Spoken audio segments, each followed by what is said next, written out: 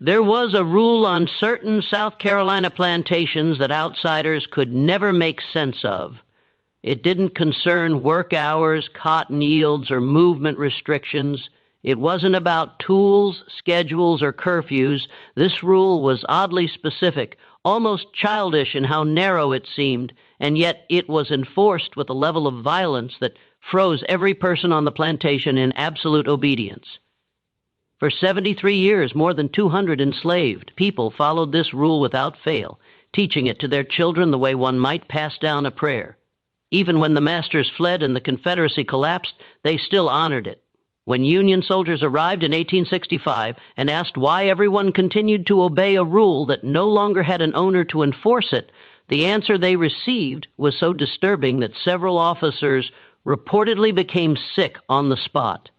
What the soldiers uncovered in the days that followed led to one of the most quietly buried military reports of the Reconstruction era, a file that would not resurface in public archives until 1982. Before we dive into the full story of Belmere Plantation and the rule that held it in a grip stronger than chains, I need a quick favor. Hit that subscribe button and drop a comment telling me where you're watching from. What comes next is stranger than anything you're expecting, and I want to know who's ready to follow this story to the very end. The rule itself was simple. Never let your shadow touch the well. Belay Plantation sat on 1,100 acres of prime bottomland in the low country about 40 miles inland from Charleston. The land had been in the Grantham family since 1748, passed from father to son through 3 generations. By 1792, when our story begins, it was one of the most profitable rice plantations in the state, working nearly 200 enslaved people in the flooded fields that stretched toward the Kahi River. The plantation house itself was impressive by the standards of the day, a 3-story structure of brick and cypress wood with broad piazzas facing south to catch whatever breeze might offer relief from the suffocating humidity. The kitchen stood separate, as was common, connected to the main house by a covered walkway. Beyond that, the counting house, the overseer's cottage, the stables, and then the long row of cabins where the enslaved population lived in conditions that were barely adequate even by the standards of that brutal time.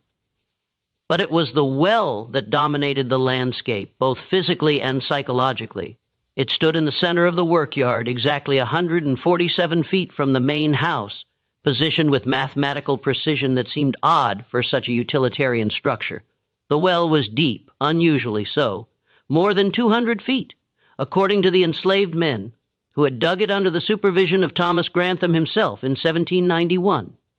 The opening was wider than most wells, nearly 8 feet across, surrounded by a stone rim that rose 3 feet above the ground. An iron framework supported a pulley system for the bucket, and around the entire structure ran a circle of white stones, each one painted and carefully placed exactly 10 feet from the well's edge. This was the boundary. This was where shadows were forbidden to fall. Thomas Grantham, the plantation's master in 1792, was not known for outward cruelty by the standards of his time and place, which is to say that he was nevertheless capable of extraordinary violence in the enforcement of his absolute authority. He was 46 years old, a widow-rower who had lost his wife to yellow fever 3 years earlier. His 3 children had all died in childhood of various fevers and accidents common to the era. He ran Belmere with rigid efficiency, maintaining detailed records of every bushel of rice harvested, every birth and death among the enslaved population, every expense and profit. His overseer, a man named Declan Puett, was cut from different cloth.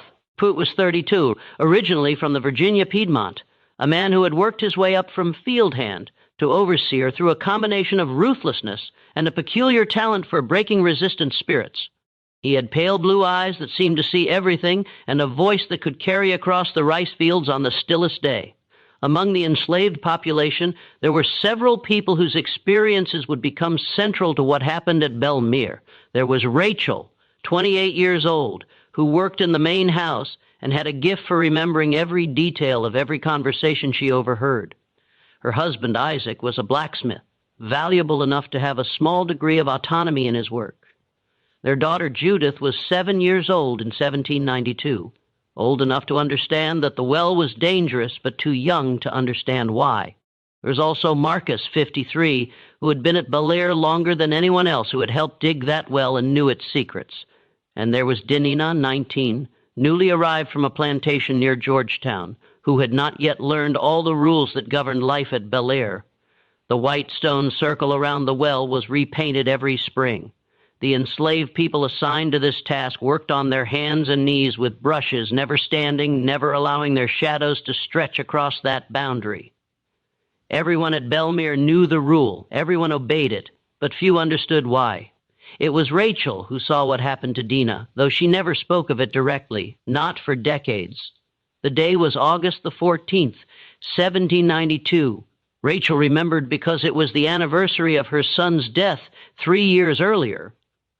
A memory that made her move through her tasks in the main house with mechanical precision, trying not to think. The heat that afternoon was oppress. Even by low country standards.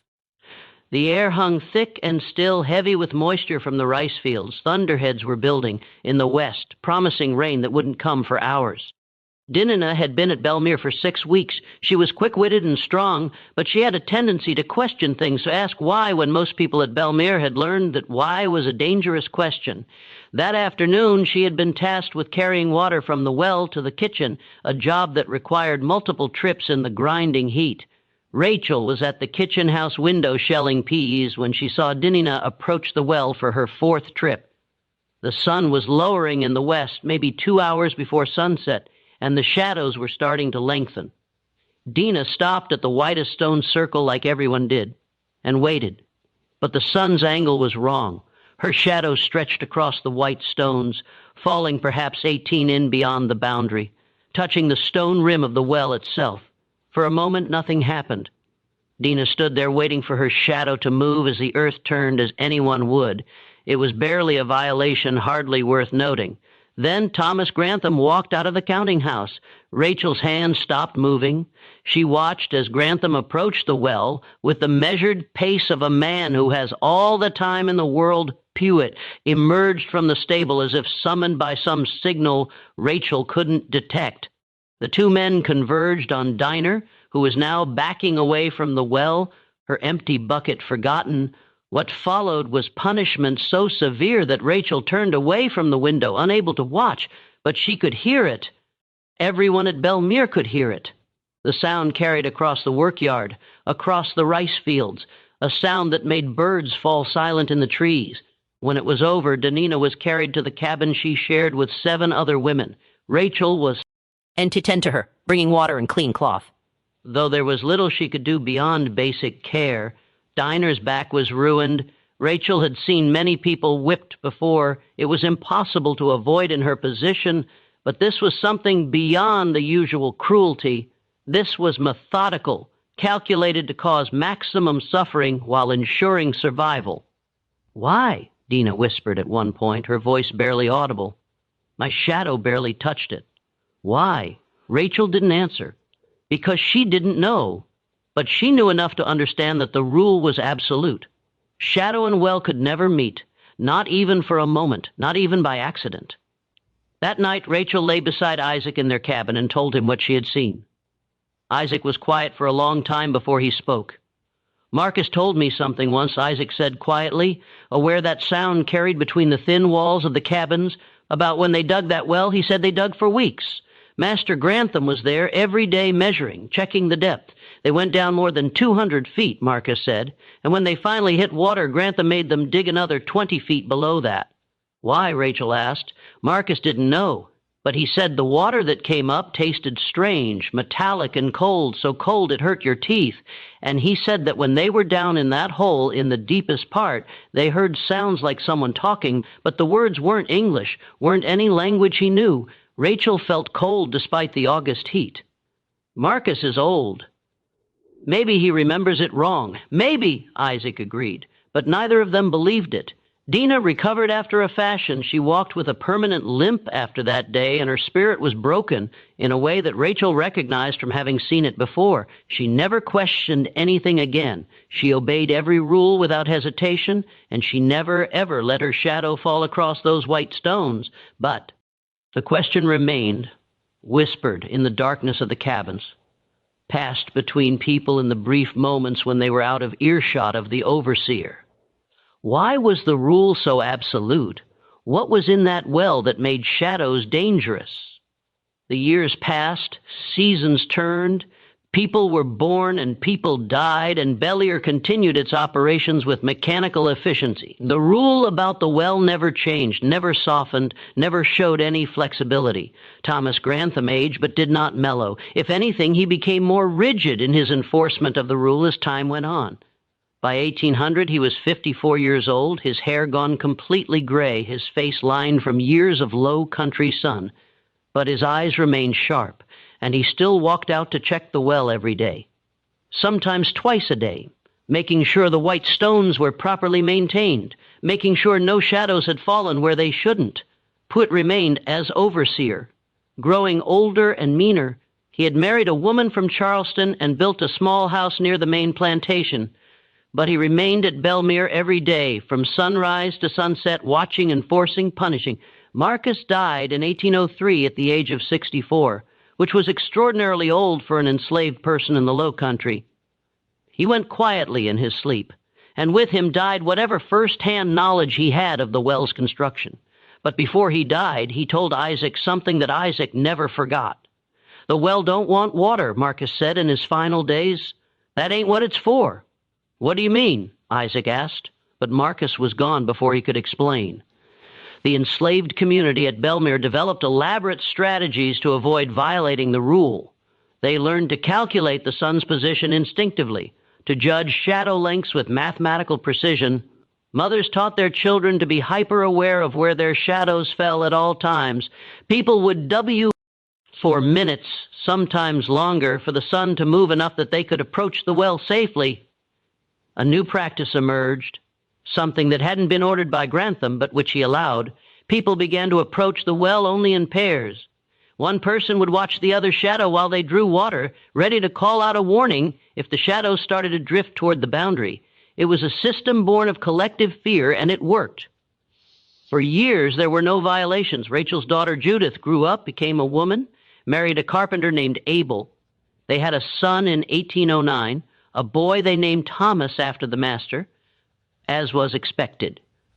Little Thomas, always called Little Thomas to distinguish him from Thomas Grantham, grew up hearing stories about the well, about the rule, about what happened to people who broke it. Why does Master Grantham care so much about shadows? Little Thomas asked his grandmother Rachel when he was 8 years old. Rachel had been thinking about that question for 17 years by then. She had her theories cobbled together from observation and whispered conversations and things she'd overheard while working in the main house, but she had never spoken them aloud.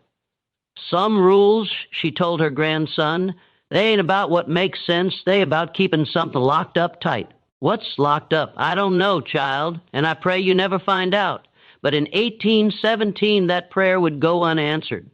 Thomas Grantham fell ill that summer. It came on suddenly, a fever that burned through him like wildfire. The plantation doctor came from Charleston, examined him, prescribed the usual treatments of the time, bleeding, purging, various tinctures and tonics. Nothing helped. Grantham lingered for 3 weeks, burning with fever, sometimes lucid and sometimes raving. Rachel was assigned to sit with him during his illness, to bring water, to change bedclothes, to listen to his fevered rambling. Most of it was incoherent. But on the night of August 23rd, 1817, as a thunderstorm rolled across the low country, Grantham opened his eyes and looked at Rachel with perfect clarity. "The well must be watched," he said, his voice but firm. "Every day, every hour, the shadows cannot touch it." "Yes, master," Rachel said, because that was the only safe response. "You don't understand," Grantham continued. "None of you understand. My father found something in 1748, under the ground, something old, older than the colony, older than the Indians. He built this plantation over it because he thought he could contain it, but it needs constant vigilance. The well is not a well, it's a seal, and shadow is the key that could unlock it." Rachel felt her blood turn cold. "Master Grantham, you need to rest. The shadow must never fall." Grantham said, his eyes burning with fever and something else. Something that looked like terror. If it does, if the seal is broken, what comes up won't be water. Promise me. Promise me you'll watch the well.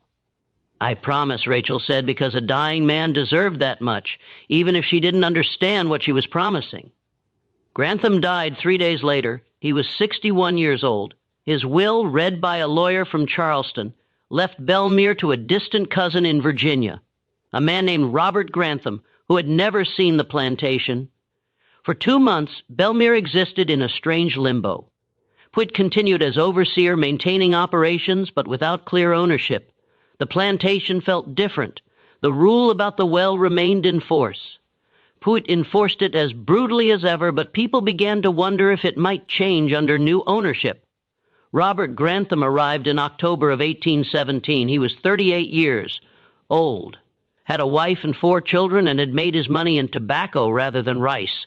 He spent his first week at Belmere touring the property examine, in the books asking questions about operations. On the 8th day, he asked about the well. Why the white stones? He asked as they stood in the workyard. And why does everyone seem so careful about how they approach it? Pruitt explained the rule about shadows. Robert Grantham listened with an expression of increasing disbelief. That's absurd, he said when Pruitt finished. Shadows can't hurt a well. This is superstitious nonsense. Your cousin was very particular about it, Pruitt said carefully. My cousin is dead, and I won't run a plantation based on madness. Robert Grantham walked to the well, deliberately standing so that his shadow fell across the white stones, across the stone rim, across the dark water far below. See, nothing happens. He stood there for a full minute, his shadow stretching across the well in the afternoon light. Then he turned and walked back to the house. Nothing happened that day or the next day or the day after that. Within a week, the rule was officially abolished. People could approach the well whenever they wanted, however they wanted, shadows or no shadows. The white stones were painted over, left to weather away. The well became just a well, a source of water, nothing more. The enslaved population obeyed because they had no choice. But they obeyed with a sick feeling of dread that wouldn't go away. Rachel remembered what Thomas Grantham had said in his delirium. The well is not a well, it's a seal. If that was true, what had they just unsealed? For 18 months, nothing happened. Life at Belmere continued under Robert Grantham's management. He was a more lenient master than Thomas had been, though that was a relative term. He didn't forbid the shadow rule. People could avoid the well shadow if they wanted, but he made it clear he thought it was foolishness. The rice harvest of 1818 was good. The harvest of 1819 was even better. Robe. R.T. Grantham began to expand operations, buying more land, bringing in more enslaved people from auctions in Charleston. Belmere was profitable, and the well was just a well. But Rachel watched the well. She couldn't help herself. Every day from the windows of the main house, she would find herself looking at it, waiting for something to happen. Nothing ever did. The water tasted the same as it always had, cold and slightly metallic. People drew from it daily. Shadows fell across it at all hours. The world continued to turn. Maybe Thomas Grantham had been mad, she thought. Maybe the fever had destroyed his mind before it killed him, and his ravings about seals and ancient things were just the delusions of a dying brain. Maybe the rule about shadows had been nothing more than one man's peculiar obsession, meaningless and cruel. She almost convinced herself of that. Then, in March of 1821, the water changed. It started with a smell. Nothing dramatic, just a faint odor like old iron that hadn't been there before. The enslaved people who drew water daily noticed it first, mentioned it to each other in quiet voices. Rachel brought it to Pruitt's attention, and he brought it to Robert Grantham's attention. Grantham had the well examined. The pulley system was checked, the stones around the rim inspected. A man lowered down on ropes to look at the water level and the wall stones. Everything appeared normal. The smell was probably just some mineral leaching into the water from the surrounding soil. The examining engineer said nothing to worry about. But the smell got stronger. By April, everyone could detect it when they drew water. By May, the water itself had taken on a faint reddish tinge, like rust dissolving in it. Robert Grantham had another well dug, this one farther from the house, a normal well of normal depth. The new well's water was clear and clean. So people began USE, it for the main house and kitchen. The old well was used less and less until finally it was used only when the new well's bucket was already in use. The smell from the old well got worse. By summer of 1821, it was noticeable from 30 feet away. A thick copper smell that made people's stomachs turn. Robert Grantham had the well covered with a wooden lid to contain the odor. The lid helped, but not much. Something was happening down in that deep darkness, something that turned the water foul. That's when people started getting sick. It began with headaches. People who had been near the old well would complain of throbbing pain behind their eyes, pain that would last for hours. Then came the dreams, vivid, disturbing dreams that multiple people reported, dreams of being underground, of hearing voices in languages that didn't exist, of touching something ancient and angry. Isaac was one of the first to experience the dreams. He woke Rachel one night in July, shaking, covered in cold sweat despite the summer heat. "I was in the well," he said, his voice unsteady. "I was down in the water, and I wasn't drowning. I was breathing the water, and there were others down there with me, people I didn't know. People who had been there for a long time, and they were trying to tell me something, trying to warn me, but I couldn't understand the words. It was just a dream," Rachel said, though she didn't believe it. "It wasn't just a dream, it was a memory, like someone else's memory got put in my head." Rachel held him until he stopped shaking, but she knew what he meant because she'd been having the dreams too.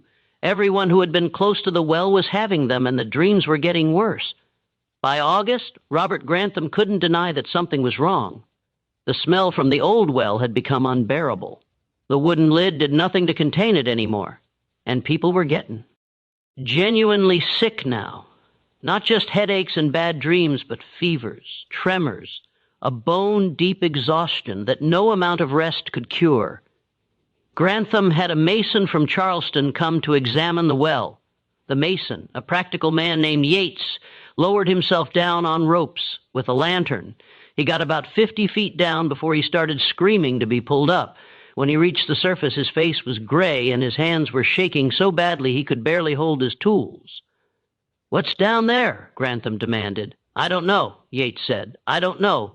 But it's not water, not anymore. It's something else, and it's rising, rising.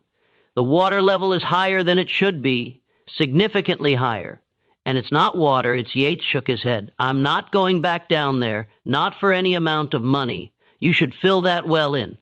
Fill it in and forget it ever existed." Robert Grantham was not a man who believed in curses or supernatural forces, but he was a practical man who could recognize a problem. He had the well filled in, or tried to. Workers dumped load after load of rocks and dirt into it, but the level never seemed to rise significantly.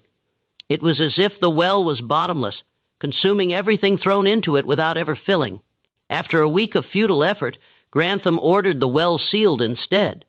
A wooden platform was built over the opening, then covered with bricks and mortar, creating a solid cap over the well's mouth. The work was done hastily, almost desperately. When it was finished, the smell was mostly contained, and people began to feel better.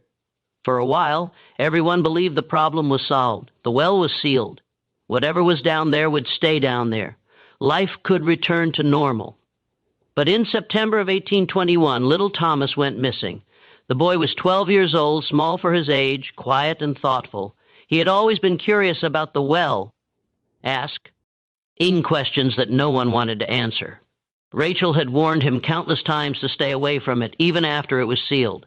But Thomas was at that age where warnings from adults only made things more interesting.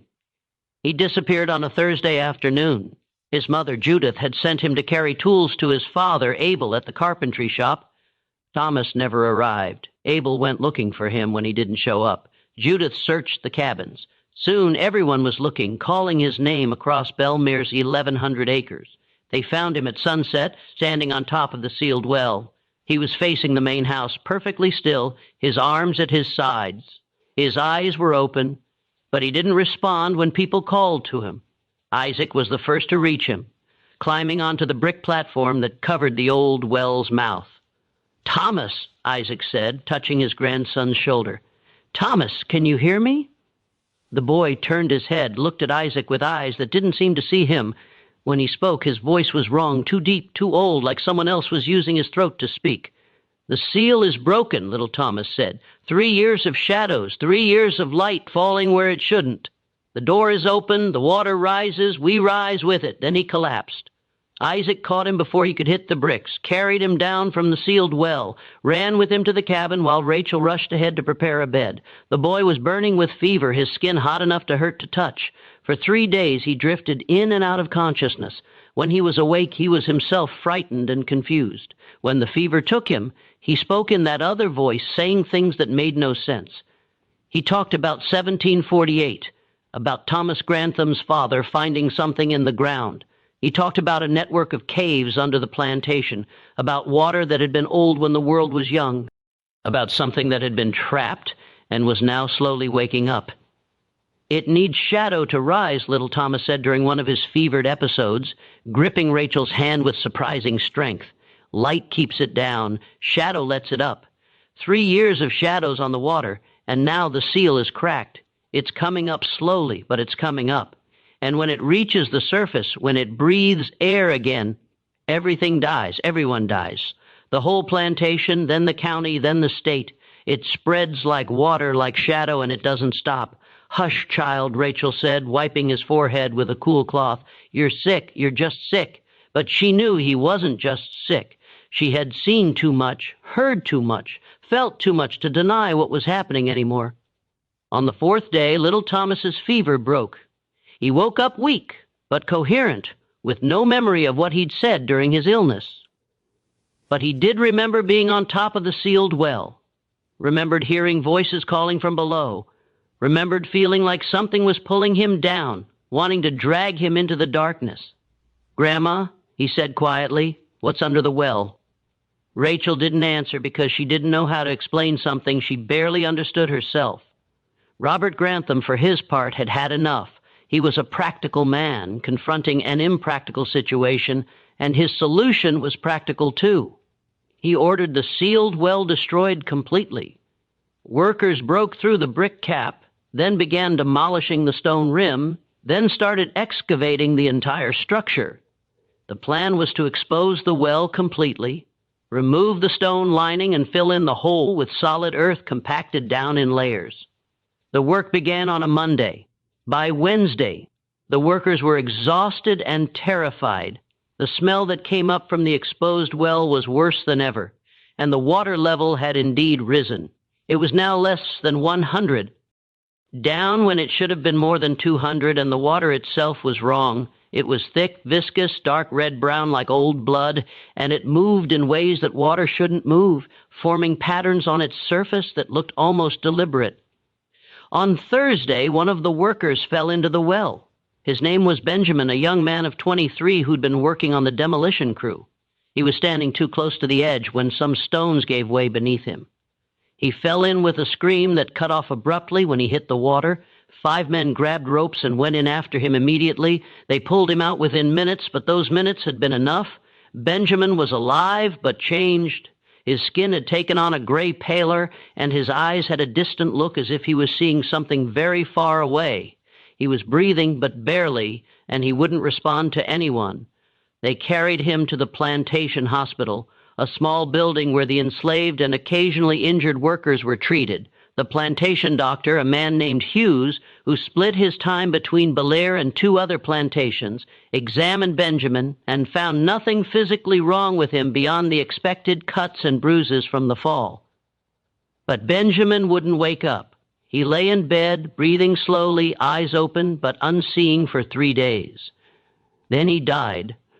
No apparent cause. He just stopped breathing. The demolition stopped immediately.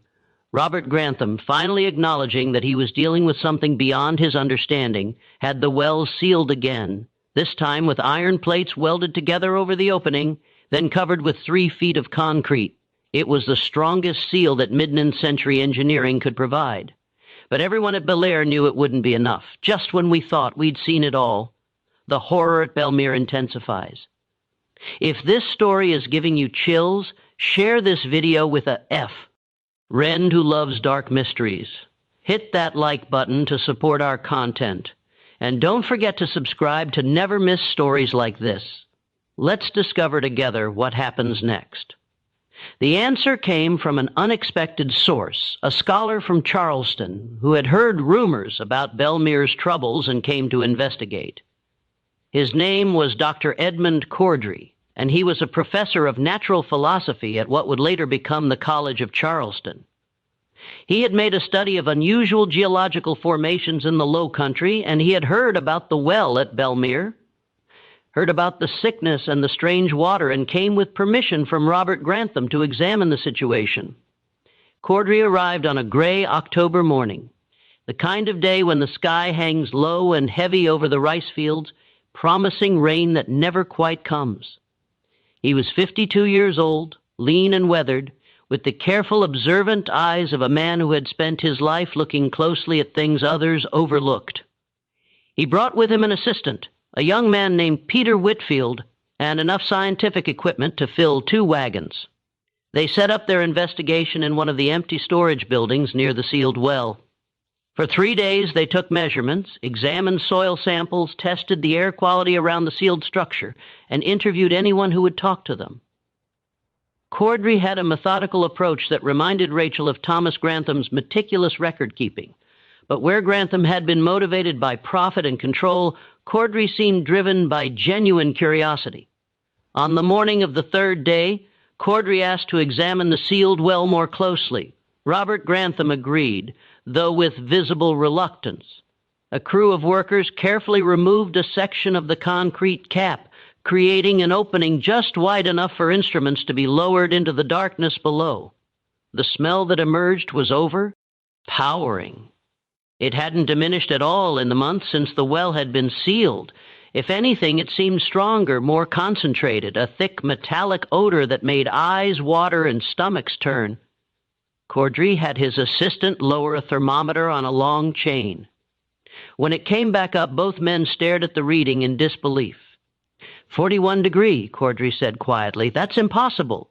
The ambient temperature is 73 degree. Water this deep should be warmer, not colder. Unless he trailed off, lost in thought. Then he had Whitfield lower a jar on a rope, trying to collect a sample of the water.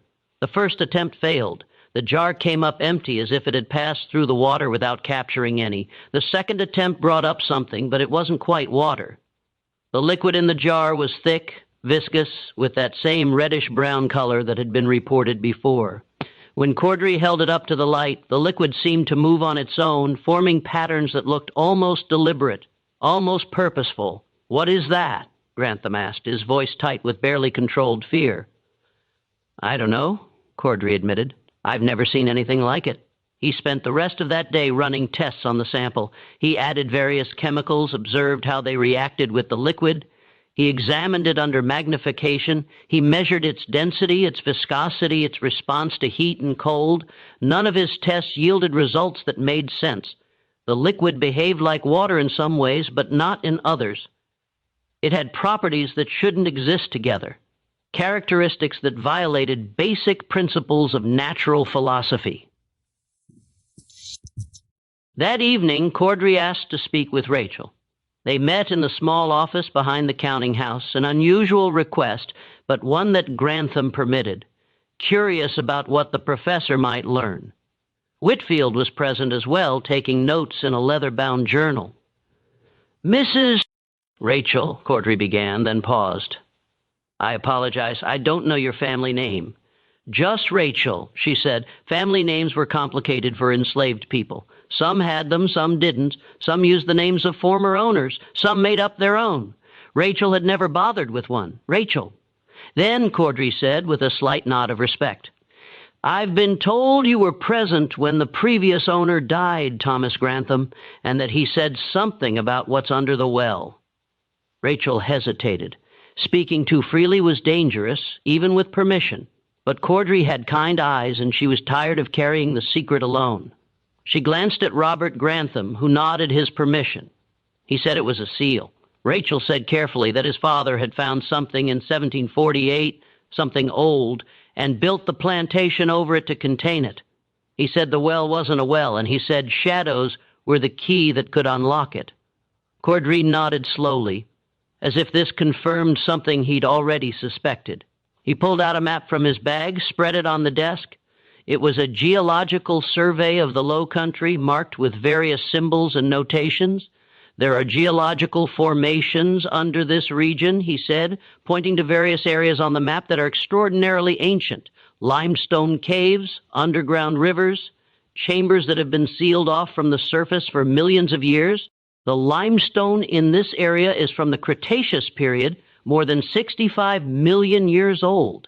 Sometimes these chambers contain water that has been isolated for so long it's developed unique chemical properties. He pulled out another document, this one covered in chemical formulas and diagrams. Some of this ancient water can be toxic. It can contain dissolved minerals in concentrations that affect the human brain, cause hallucinations, induce fever-like symptoms, even temporary paralysis.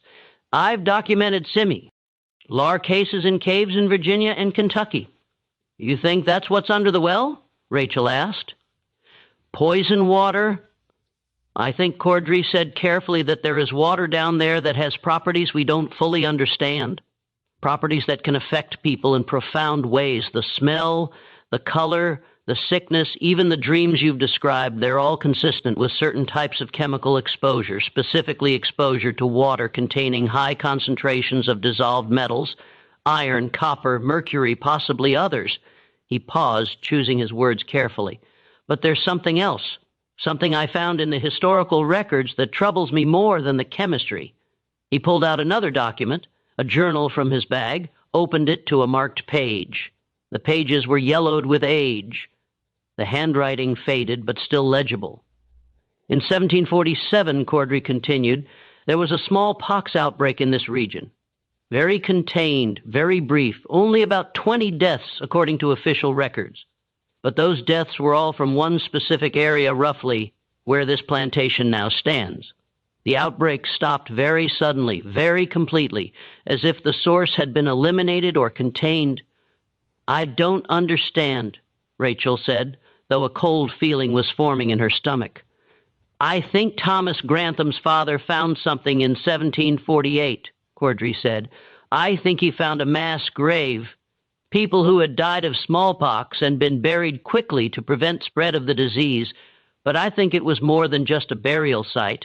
I think it was a site where something went terribly wrong, where the disease itself mutated or concentrated in ways that made it more virulent than normal smallpox. He showed her another document, a letter written in cramped handwriting. This is from a doctor in Charleston dated March 1747. He describes treating patients from this area who had symptoms unlike any smallpox he'd seen before. The progression was faster, the mortality rate higher, and the victims displayed unusual behaviors before death. Specifically, he notes that they all reported dreams of being underground, of hearing voices, of feeling something calling to them. Rachel felt her blood run cold. Those were the same symptoms people at Belmere had experienced. The doctor, Cordry continued, noted that the outbreak ended abruptly in April of 1747. His theory was that the source of infection had been eliminated, but he never learned what that source was. The area was quarantined, and by the time the quarantine was lifted, Thomas Grantham's father had purchased the land and begun building the plantation. So, he built on top of a plague site, Robert Grantham interjected, his voice sharp with anger. He knowingly built a plantation on contaminated ground. I believe he did, Cordry said, but I also believe he took precautions. The well was one of those precautions. It wasn't dug to find water, it was dug to act as a drainage system, a way to contain any contamination from the grave site below. The depth was deliberate. More than 200 feet down, far enough to reach the underground chambers where the contaminated water was pooling, far enough to create a release point that would prevent the contamination from spreading laterally through the soil. Rachel was beginning to understand, and the shadow rule, Cordra's expression, became thoughtful. That's where my scientific explanation starts to break down, because I can explain the toxic water. I can explain the illness. I can even explain the dreams as hallucinations caused by metal poisoning. But I cannot explain why shadows would matter. I cannot explain the mechanism by which keeping shadows away from the well would prevent contamination. He leaned back in his chair, looking troubled. I have a theory, but it's not based on any science I can PR. I think Thomas Grantham understood something about human psychology. If you're trying to maintain a seal over contaminated ground, you need to monitor it constantly. You need to make sure nothing disturbs it, nothing breaks through. By creating an elaborate rule about shadows, he ensured that people would watch that well constantly, would never get close enough to accidentally damage the seal, would treat it with the respect and fear that such a dangerous site required. So the shadow rule was just a way to keep people careful, Rachel asked. That's my theory, but Cordry hesitated, clearly uncomfortable with what he was about to say. There's one other thing. In 1747, the smallpox outbreak was described in a surviving letter as unnatural in its virulence. The people who died didn't just die of smallpox. According to the doctor's account, they died as if something was consuming them from within, something more aggressive than any disease he'd ever seen. The symptoms progressed in a matter of hours, not days, and all of the victims in their final moments spoke of seeing shadows that moved independently, shadows that reached for them. The phrase sent chills down Rachel's spine. Shadows that moved independently. The doctor, Cordry continued, his voice barely above a whisper, called it a plague of shadow. He thought he was being poetic, describing the darkness of the disease. But what if he was being literal? What if there was something about shadow, about the absence of light, that allowed the disease to spread more effectively? Robert Grantham stood abruptly. This is madness. You're talking about shadows, as if they're a physical thing that can carry disease. I'm talking about something I don't understand, Cordry said firmly, and I'm honest enough to admit when my knowledge has limits. The science can explain most of what's happening here, but not all of it. The water, level rising when it should be stable. The way the liquid we sampled behaves in ways that violate physical principles, the consistency of the symptoms across generations despite the well being sealed.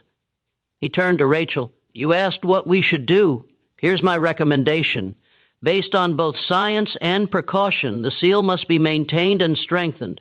Whatever's down there, whether it's simply toxic water or something more unusual, it must not reach the surface. The new seal should hold, but it needs to be monitored constantly and repaired immediately if any cracks appear.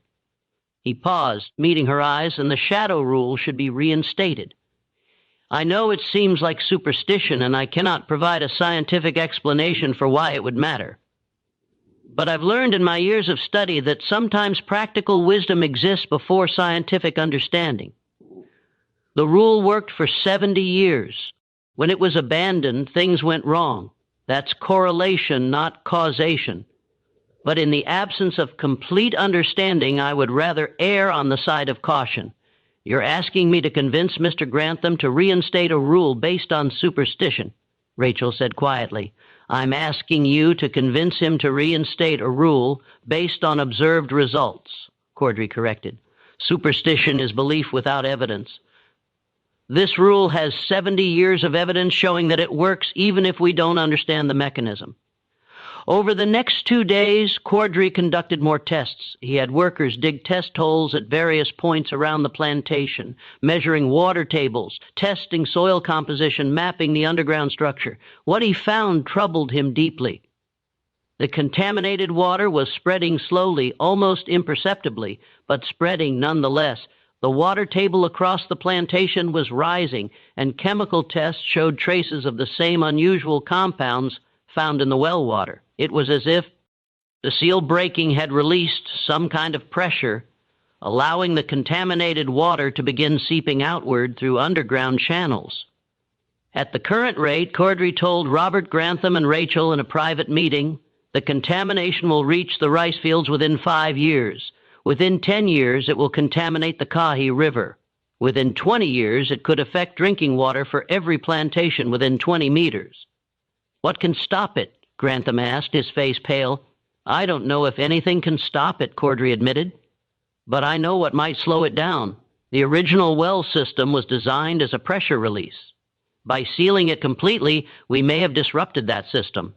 We might need to create a controlled release point, a way to let the pressure equalize without allowing the contaminated water to reach the surface. How would that work? Cordray explained his plan. They would partially unseal the well, just enough to allow gas and pressure to escape, but not enough to allow liquid to rise. They would install a series of one-way valves based on technology used in mine ventilation systems. The valves would allow air and gas to escape upward while preventing liquid from rising.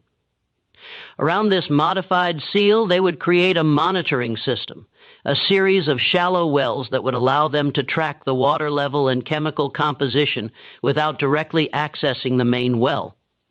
And the shadow rule, Rachel asked. Cordray looked uncomfortable. I recommend implementing a modified version not as superstition but as a safety protocol. The monitoring wells will need to be checked daily, and that work should be done with extreme caution, requiring workers to be aware of their shadows, to work only when shadows fall in certain directions, ensures they're being deliberate and careful in their approach. It's not about the shadows themselves. It's about creating a ritual of care, fullness around a dangerous site. Robert Grantham was quiet for a long time. Finally, he spoke. I won't call it the shadow rule, but I will implement safety protocols around the well that accomplish the same purpose. And I will assign dedicated watchers, people whose only job is to monitor these sites and report any changes. It was a compromise, but Cordray accepted it. Before he left Belmere, he spent an hour alone with Rachel, away from Grantham's hearing. I need to tell you something I didn't say in front of Mr. Grantham, Cordray said. My scientific explanation is the best theory I have, and I believe most of it is correct. The toxic water, the contaminated ground, the illness, all of that can be explained by natural processes. But there are details that don't fit. The way the liquid moves in patterns, the consistency of the dreams across multiple people, the way shadows seem to correlate with outbreaks of illness. What are you saying? Rachel asked. I'm saying that there are phenomena in the natural world we don't yet understand, things that might seem supernatural, but are actually natural processes operating on principles we haven't discovered. Light and shadow affect all sorts of chemical and biological processes. Plants grow toward light. Some chemical reactions only occur in darkness. Some bacteria thrive in the absence of light, while others die without it. He paused, choosing his words carefully. What if the contamination in that well is something similar? What if it's a natural phenomenon, but one so unusual, so rare that it seems supernatural? What if it's genuinely affected by light and shadow in ways we don't understand yet? You don't believe that? Rachel said. Not really. Cordray smiled sadly. I don't know what I believe. I've spent my life trying to explain the world through reason and observation, but I've also learned that the world is stranger than we imagine. Keep watching the well, Rachel. Trust your instincts. If something feels wrong, if people start getting sick again, if the dreams return, don't wait for scientific confirmation. Act immediately, because whatever's down there, whether it's toxic water or something more unusual, it's dangerous, and the shadow rule, whatever its true purpose, has kept it contained for a long time. He left Belmere the next day, taking his samples and notes back to Charleston.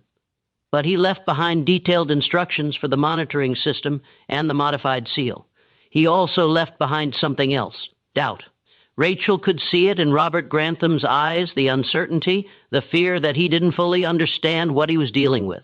The implementation of Cordray's plan took weeks. Workers carefully modified the seal, installing the pressure release valves according to Cordray's specifications. The monitoring wells were dug at precise locations, creating a ring around the main well.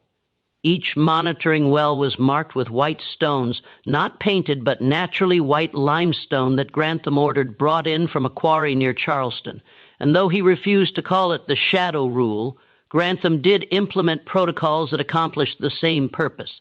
The monitoring wells could only be checked at certain times of day when the sun's angle created shadows that fell in safe directions. Workers assigned to check the wells had to work in pairs, with one watching while the other approached. Anyone who felt ill or experienced unusual dreams after working near the wells was immediately reassigned to different duties and monitored for symptoms. It wasn't the shadow rule, but it was close enough, and it worked. For months after Cordra's modifications, an uneasy peace settled over Belair. The monitoring well showed that the water level was stabilizing. The pressure release system seemed to be working, venting off gases that gave off that same metallic smell, but preventing the liquid from rising. The dreams became less frequent, though they never entirely stopped. People stopped getting sick, though there was always an underlying anxiety, a sense that something was being held at bay rather than truly resolved. Rachel kept her promise to Cordry. She watched the wells, all of them, every day. She paid attention to the white stone markers, to the patterns of shadows, to the times when people approached the monitoring system. She noticed things that others missed, how the smell from the vents varied with the weather, stronger on humid days and weaker when the air was dry, how people who worked near the wells in the early morning reported fewer problems than those who worked in the late afternoon, how the dreams seemed to intensify during the dark of the moon and fade during the full moon. She kept notes, writing them carefully in a small journal that Isaac had made for her from scraps of paper and leather. She couldn't write well. She taught herself in secret, picking up letters and words from the documents she saw in the main house, but she wrote well enough to record what she observed. The journal became a record of the well's behavior, a catalog of patterns and correlations that might mean something or might mean nothing. Isaac, for his part, became the primary person responsible for maintaining the modified seal. His blacksmith skills made him valuable for repairs, and his meticulous nature meant he could be trusted to follow Cordry's specifications exactly. He took the work seriously, understanding that lives depended on it. He taught his son Abel the same skills, creating a succession plan that would ensure the seal was maintained even after he was gone. Little Thomas recovered fully from his fever, though he was changed by it. He became quieter, or thoughtful, prone to staring at the sealed well with an expression that Rachel couldn't quite read. When she asked him what he remembered from his time on top of the seal, he would shake his head and say he didn't remember anything, but she knew he was lying. Something had happened to him up there, something he'd seen or heard or felt, and he'd chosen to keep it to himself. Robert Grantham, meanwhile, threw himself into modernizing Belmere. He installed new irrigation systems for the rice fields, built a small school for the children of the enslaved population where they could learn basic reading and arithmetic skills that increased their value as workers, and even experimented with crop rotation to improve soil quality. It was as if he was trying to prove that Belmere could be normal, that the well was just a well, that science and reason could explain everything. But Rachel noticed that he never went near the well, never personally checked the monitoring system, never stood where his shadow might fall across those white stone markers. For all his talk of reason and science, he was afraid. And that fear, more than anything else, told Rachel that he knew the truth. They hadn't solved the problem, they just contained it temporarily. The seasons turned. 1822 became 1823. The modified seal held, but it required constant maintenance. Valves had to be cleaned. Stones had to be replaced when they cracked. The monitoring wells had to be checked daily for changes in water level or chemical composition. It was a full-time job, and Grantham assigned 3 people to do it. Isaac, a man named Caleb, who had a gift for detailed work, and eventually little Thomas when he was old enough. During this time, Rachel began to notice something else. The people who worked maintaining the seal changed, not dramatically, not in ways that made them sick, but in subtle ways. They became tame or attuned to the well, more sensitive to its rhythms. They could feel when something was wrong before any instruments detected it. They had dreams that seemed to give them warnings about potential problems. Isaac described it to Rachel one night as they lay in bed speaking in whispers. "It's like the well is talking," he said. "Not with words, but with feelings. I'll be working on one of the valves, and I'll suddenly feel uneasy, like I need to check something. And when I check it, I'll find a crack or a weak point that wasn't there the day before. or I'll have a dream about one of the monitoring wells. And the next day, sure enough, the water level in that exact well will have changed. Are you saying the well is alive? Rachel asked, feeling cold. No, I don't think it's alive, but I think there's something down there that's aware, something that wants to communicate or at least make itself known, and the closer you work to it, the more you can feel it. Maybe you should stop working on the seal. Rachel said, Can't. Who else would do it? And besides, I don't think it's trying to hurt us. I think it's trying to warn us. Like it knows that if it breaks through, if it reaches the surface, that would be bad for everyone.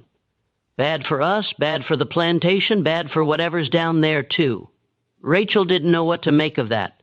The idea that the contamination or whatever was in that well might be trying to help them maintain the seal seemed absurd. But she also knew that Isaac wasn't prone to flights of fancy. If he said he felt something, he felt something. Years passed. The modified seal became a permanent feature of Belmere's landscape. The white stone markers became familiar, almost reassuring in their constancy. New people arrived at the plantation, bought or transferred from other properties, and they were taught about the well, about the protocols for a pro, aching it, about the importance of careful maintenance. The shadow rule, even though it was never officially called that, was passed down through demonstration and warning. See those white stones? A mother would tell her child. Never let your shadow fall past them. It's not safe. Why not? The child would ask. Because that's the rule. It keeps us safe. You don't question it. You just follow it. And they did, because even the newest arrivals could feel it. That sense of wrongness around the well. That instinctive understanding that this was a place where normal rules didn't apply. In 1835, Robert Grantham died of a stroke. He was 56 years old. His will left Belair to his oldest son, Marcus Grantham, a young man of 23 who had been educated in Philadelphia and had modern ideas about plantation management. Marcus arrived full of plans to revolutionize rice cultivation, to implement new techniques he'd learned up north. But he also arrived with something else, a healthy respect for things he didn't understand. Before his father died, Robert Grantham had spent an evening with Marcus telling him about the well, about Dr. Cordra's investigation, about the shadow rule and the modified seal. Marcus listened, and though he was skeptical, he was also smart enough to recognize that some precautions were worth maintaining, even if you didn't fully understand their purpose. The well stays sealed, Marcus told Isaac on his first day at Belmere. The monitoring system stays in place. The protocols stay in force. I don't care if they're based on science or superstition. They work, and we're not changing them. Isaac felt a wave of relief. He'd been worried that the new master would want to modernize everything, including the well management. But Marcus proved to be practical. He did implement new techniques for rice cultivation, did build new structures and improve living conditions. For the enslaved population, not out of kindness, but because healthy workers were more productive workers. But he left the well alone. During Marcus's tenure, an interesting thing happened. The well became less active. The smell from the vents diminished. The monitoring wells showed the water level slowly dropping. The dreams became rare, then stopped almost entirely. It was as if whatever was down there was settling, finding equilibrium, accepting its containment. Cordray visited once more in 1841. Now an old man of 72, he examined the monitoring data that had been carefully maintained over the years, conducted new tests on samples from the monitoring wells, and pronounced himself satisfied. Whatever was happening has stabilized, he told Marcus Grantham and Rachel, who at 69 was still working in the main house, though at lighter duties now. The pressure release system worked. The contamination isn't spreading. If you maintain the seal, if you continue the monitoring protocols, this site should remain stable indefinitely. What about the shadow rule? Rachel asked. She'd waited 19 years to ask him that question again. Cordray smiled. You know, I've thought about that over the years. I've studied more about light and shadow, about how they affect chemical and biological processes, and I've come to a conclusion that might surprise you. I think the shadow rule was never about shadows. I think it was about time, he explained. The sun's position determines where shadows fall. By requiring people to be conscious of their shadows, you were really requiring them to work at specific times of day when the sun was at specific angles. And I've noticed, looking at your records, that problems at the well correlate with specific times of day. Early morning and late afternoon seem to be the safest times for work. Midday and evening seem to be more dangerous. Why? I don't know. Maybe it's related to temperature fluctuations. Maybe it's related to atmospheric pressure. Maybe it's something else entirely. But the shadow rule, by forcing people to work only when shadows fell in certain directions, ensured they were working during the safest times. So it was science all along, Rachel asked. It was practical wisdom that happened to align with science, Cordry said, which is often how progress works. People observe what works, create rules based on those observations, and only later do we understand the mechanisms behind those rules. Your former master, Thomas Grantham, may not have understood why the shadow rule worked, but he observed that it did work, and he enforced it rigorously. That was genius in its way. Cordry left Belmere for the last time, and Rachel never saw him again. He died 3 years later in Charleston at the age of 75, but his modifications to the well remained, and the protocols he'd helped establish continued. When Union soldiers arrived at BMIR in March of 1865, they found a functioning plantation with 93 enslaved people still working the rice fields, despite the war raging across the South. The overseer had fled weeks earlier, taking what portable valuables he could carry. Marcus Grantham had died of fever in 1863, and his widow had abandoned the plantation months before, fleeing to relatives in Charleston. But the people remained because where else would they go? A Union captain named Miles Garrett took command of the plantation temporarily, overseeing the transition from slavery to freedom. He was a practical man from Massachusetts, educated in engineering, and he was immediately curious about the sealed structure in the workyard, about the system of monitoring wells surrounding it, about why people seemed so careful never to stand too close to it, never to let their shadows fall on those white stone markers. "Why do you all avoid it?"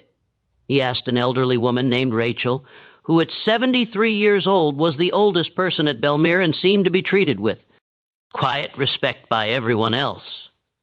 Rachel looked at the sealed well for a long moment before she answered. She'd been expecting this question for months, knowing that eventually someone in authority would ask it, would want to know why Belmere's former enslaved population maintained such strange habits around an apparently ordinary sealed structure. "There's something underneath," she said finally, "something that needs to stay underneath. The shadow rule kept it there for a long time. When the rule was broken, it almost came up. We sealed it again, and we've been watching it ever since." "The shadow rule?" Garrett asked, his engineering mind immediately intrigued. Rachel explained, telling him the history of the well, the 73 years of rigid enforcement, the breakdown when Robert Grantham abolished the rule, Dr. Cordry's investigation, the modified seal. She showed him the journals she and Isaac had kept. Decades of observations about the well's behavior, correlations between shadow positions and safety, notes about dreams and illnesses, and strange occurrences. Garrett listened with increasing fascination.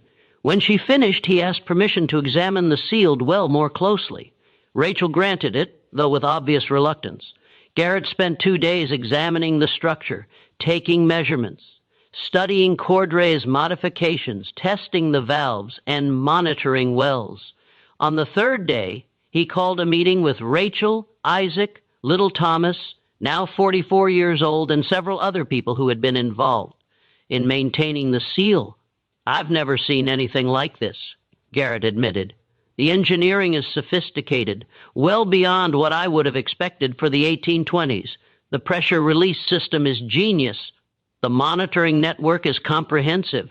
Whoever designed this understood containment engineering at a level comparable to modern mine safety systems. Dr. Cordry Des "Eind it," Rachel said. Then Dr. Cordry was ahead of his time. Garrett paused, choosing his words carefully.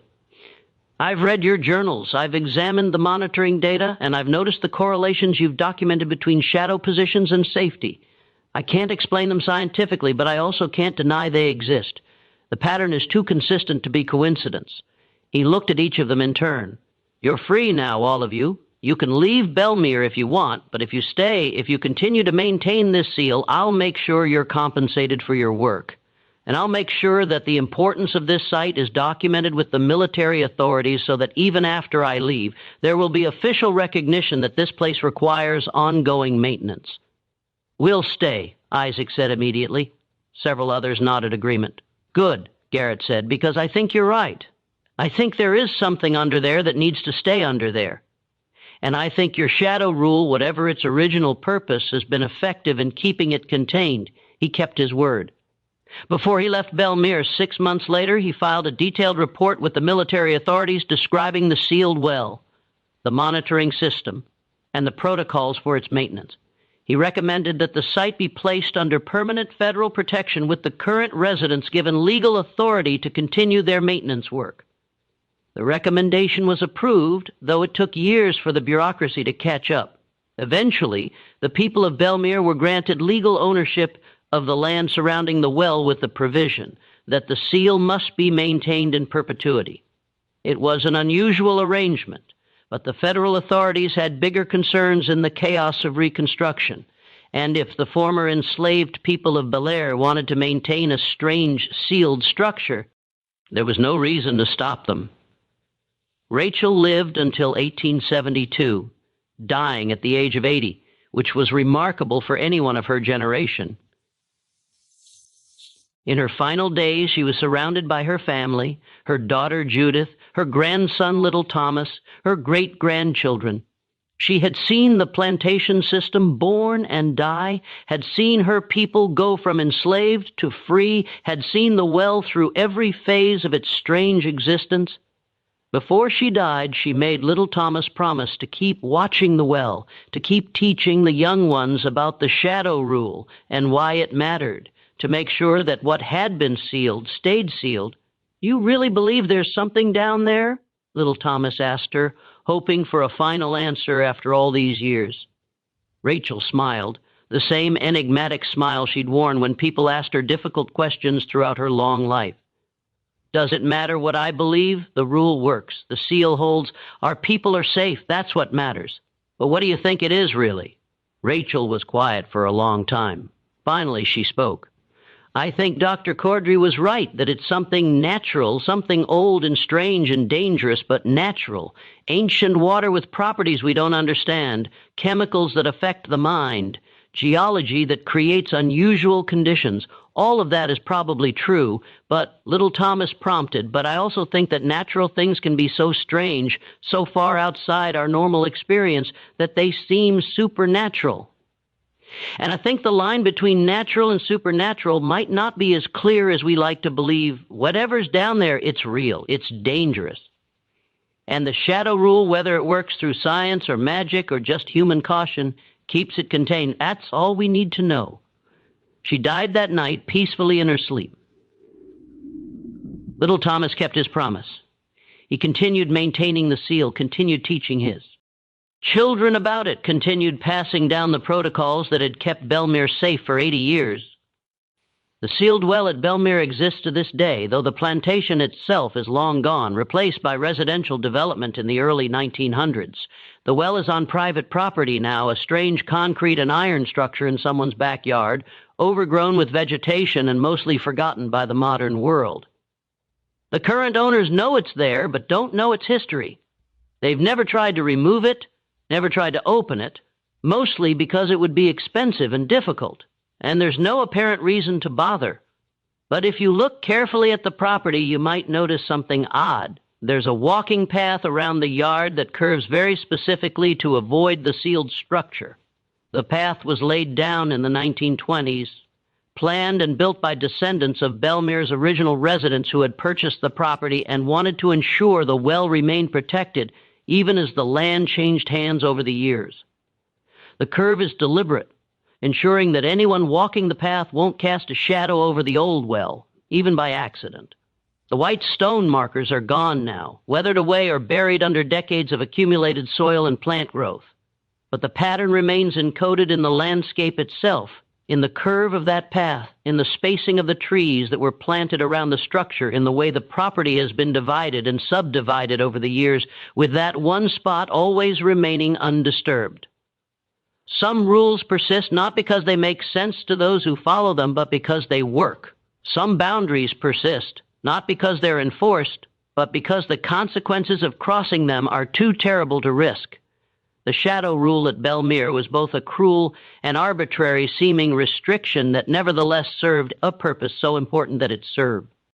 Survived the abolition of slavery, survived the end of the plantation system, survived into the modern era as a quirk of property lines and walking paths and local custom. What's under the well? Dr. Cordra's theory about contaminated ground and ancient water was probably correct. Probably the dreams, the sickness, the rising water, the strange behavior of the liquid, all of it could be explained by toxic chemicals in the groundwater, by unusual geological formations, by the psychological effects of fear and exploitation and collective trauma. Or maybe Thomas Grantham was right, and there was something older down there, something that predated European colonization, predated human civilization, something ancient and patient and very good at waiting, something that needed shadow to rise, that needed the absence of light to move, that would have consumed everything if the seal had truly broken. We'll never know for certain, because the seal still holds, the well remains sealed, and even now, more than 200 years after that strange rule was first enforced, people still avoid the area around that sealed structure, still feel an instinctive unease when they stand too close, still pass down half-remembered warnings about being careful, about watching, about remembering. In 2012, a local historian researching Reconstruction-era properties in the Low Country came across Miles Garrett's report in the National Archives. She followed up, tracking down the current location of Belleair Plantation, identifying the property where the sealed well still existed. She contacted the owners, explained the historical significance, and asked permission to examine the site. The owners agreed, curious about the strange structure in their backyard.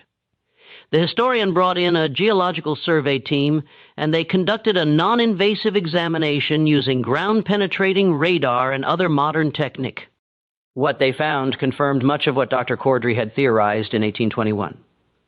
There was indeed an extensive system of limestone caves beneath the property, connected by underground channels to a larger network that extended for miles. Beneath the old property, water waited, ancient, isolated, untouched by the surface for thousands of years. When researchers tested samples from the surviving monitoring wells, the results were clear, dangerously high levels of dissolved metals and other contaminants, exactly the kind of toxins that could explain the strange symptoms recorded in Belmere's oldest medical logs. But the survey revealed something no one expected. The water in the main shaft was still rising, inch by inch, year by year, so slowly it was almost imperceptible, but undeniably rising. At its current pace, it would touch the underside of the seal in roughly 50 years. The historian noted this in her report. She emphasized that there was no immediate threat. The barrier remained strong, the monitoring equipment still functional. There was time to decide on any future action. Yet she added one more detail, something she admitted sounded unscientific, even superstitious. During the field work, several team members reported the same kind of dreams that had haunted Belmere's residents for nearly 2 centuries. Dreams of being deep underground, of distant voices echoing through stone, of shadows that moved without a source. The property owners read the report and didn't hesitate. They chose to maintain the seal. They chose to keep the land around it undisturbed. And they insisted that future owners be told exactly what stood beneath their soil. The walking path, as always, would curve wide around the old structure, positioned so that any shadows cast by day or lantern light would never fall across the sealed chamber. Some rules survive because they work, even long after their original purpose has been forgotten. Some shadows are meant to fall short, some wells deserve to stay closed, and some mysteries are wiser left buried. The well at Belleair waits. It has waited 230 years. It can wait centuries more. Whatever lies in its depths poisoned water, ancient contamination, or something stranger, remains contained. The seal endures, the tradition persists, and the shadow rule, in its modern form, continues to protect people from something they may never fully comprehend. This story reminds us that not every historical horror needs a ghost to be terrifying. Sometimes the most disturbing truths are the ones that sit just beyond what science can comfortably explain. Natural forces so unusual they feel supernatural. The people of Belmere knew this. They built a rule that looked absurd but saved lives. They passed it down through slavery, war, emancipation, and every shift that followed, because they understood that some boundaries are worth respecting, no matter how strange they seem. What do you think? Was everything truly uncovered, or does something darker still linger in the depths beneath Belmere? Was the shadow rule simply smart psychology, or a warning against something we still don't understand? Drop your thoughts in the comments. And if stories like this keep you up at night, in the best possible way, make sure to subscribe, hit the notification bell, and share this video with someone who loves unraveling forgotten mysteries. More buried secrets are waiting, and I'll be here to dig them up with you.